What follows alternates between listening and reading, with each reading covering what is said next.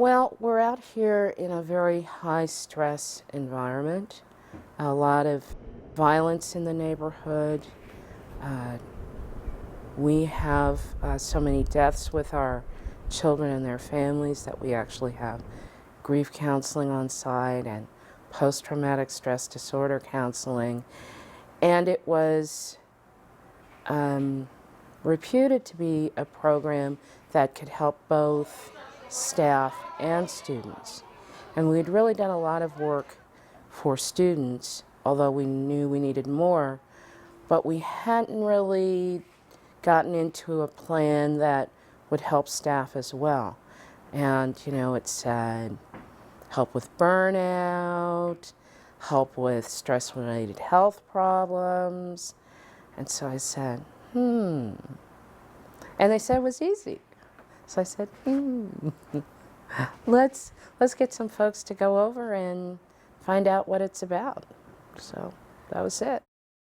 The thing is that you have to remember that I'm old and I'm Irish.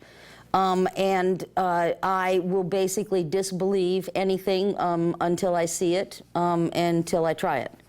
And so when it was suggested, I thought, I am willing, I'm open-minded, but didn't really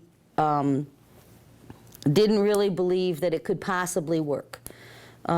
Teenage students, 12, 13-year-olds, sitting quietly, not. But seeing is believing. And it's amazing. When I learned it, I know it was different because TM is just not closing your eyes. It's deeper than that. It makes you more, makes you feel better, makes you more energized, and takes away all your stress. And it really, really helps. Kids would get upset at nothing, or at least talking it out. It's more talk than actions. Instead of going to the fist, it's maybe loud talking, but you see even that's dwindled down. And I think what happens is when there's less stressors in the air, or when people feel less stress, it kind of like pervades the whole place. So the adults feel differently. The stress is not gone, but we all feel differently. We act differently. The kids are acting differently. The school used to be like very loud. Now it's all mellow and calm, like just like how school's supposed to be. It's still loud, but it's like when you're in class, it's quieter than it normally is. Yeah. You pass by the hallways and you can't hear anything but the teacher. Now I like want to do my work, and like when I want to do my work, I get better grades when I want to do my work instead of somebody telling me to do my work. I can control my temper more. You don't have a temper. Well, I used to. You don't think she have a temper? Like if someone gets up in my face and starts like talking about me, I can ignore them now. But before I would probably like snap and be like, "Well, let's fight then." But now I can control it. There was one time I felt that, this is it, I was going to retire. I felt overstressed. But ever since then, the group of eighth grade teachers, we come together and we do meditation during our prep period, the 7th period. And it's such a relaxing thing that I actually look forward to it. Right after 6th period, I put my stuff away and I'm ready. I'm walking the hallway, collecting all the teachers, because after that 20 minutes, you just feel revived. I'm ready to go another mile. I'm less stressful at work. Oh yeah, that's what Visitacion always taught us in school. My students also comment, what's going on with, why are you so happy today? I'm not moody anymore. And also, my health, I've been doing great, going to the gym. I find a lot of energy after work. Usually before, when I get home, I'm through. I'll just have a meal, go to bed, and I'm done.